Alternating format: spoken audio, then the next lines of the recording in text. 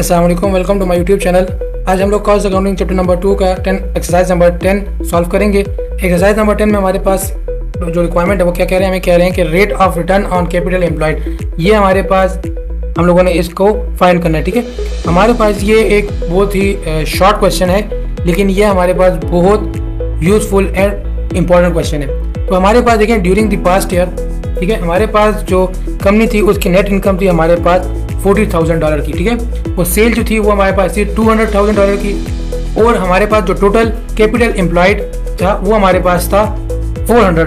ठीक है, अब देखें जैसे कि आप लोगों को समझ पड़ रही होगी कि हमारे पास एक नेट इनकम है, वो हमारे पास है 40,000 की। ठीक है, नेट इनकम हमारे पास वो होती है कि जो हमारे पास बिल्कुल मतलब सारे टैक्सेस वगैरह, सारे जो ऑपरेटिंग एक्सपेंसेस वगैरह सब कुछ डिडक्ट करने के बाद हमारे पास जो बचती है वो हमारे पास होती है नेट इनकम।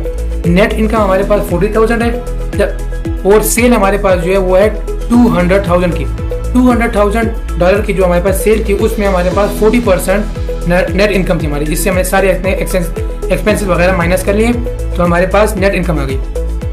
अब टोटल कैपिटल एम्प्लॉयड वो हमारे पास इतना आता है कि जो हमारे पास जो इस कंपनी में एम्प्लॉयज़ थे उन पे हमारा कितना खर्चा आता है, वो हमारे पास आता है 400,000। अब हम लोग अपना इस क्वेश्चन को सॉल्व करते हैं कि जो हमारी रिक्वायरमेंट है rate of return on capital employed, उसको सॉल्व करते हैं।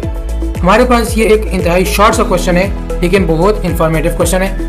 जैसे कि आप लोगों को नजर आ रहा होगा कि हम लोगों ने इसमें मालूम करना है rate of return on capital employed में। ठीक है, इसका फार्मूला हमारे पास है नेट इनकम। ठीक है, जो नेट इनकम था हमारे पास डिवाइड कर देना है कैपिटल एम्प्लॉयड पर।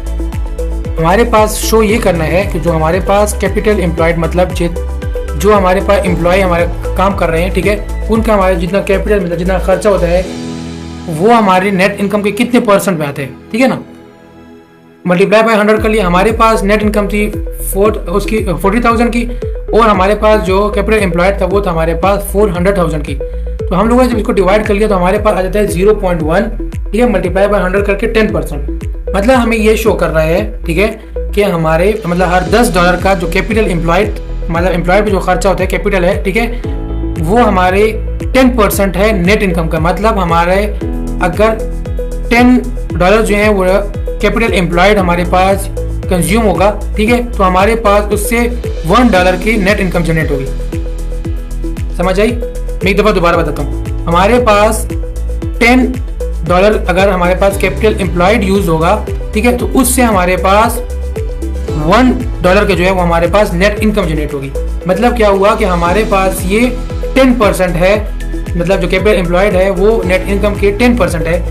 मैं दोबारा से तीसरी दफ़ा भी बताता हूँ आप लोगों को। तीसरी दफ़ा मैं बता रहा हूँ ये कि हमारे पास जो कैपिटल एम्प्लॉयड है, कैपिटल जो हमारे एम्प्लॉय का जो कैपिटल है वो हमारे पास है 400,000 का, और जो नेट इनकम है वो 40,000 की है। जब हमने इसको डिवाइड किया तो हमारे पास आंसर आ जाएगा 0.1, मल्टीप्लाई बाय 100 करेंगे फॉर परसेंटेज, तो हमारे पास आ गया 10%। ये अब शो क्या कर रहा है, ये शो कर रहा है कि हमारे हर $10 कैपिटल एम्प्लॉयड यूज करने से हमारे $1 के जो है वो नेट इनकम जनरेट होगी। उम्मीद करता हूँ आप लोगों को इस क्वेश्चन की समझ आई होगी। ये क्वेश्चन इतना ही था। इंशाल्लाह मिलते हैं अपने आने वाले क्वेश्चन में।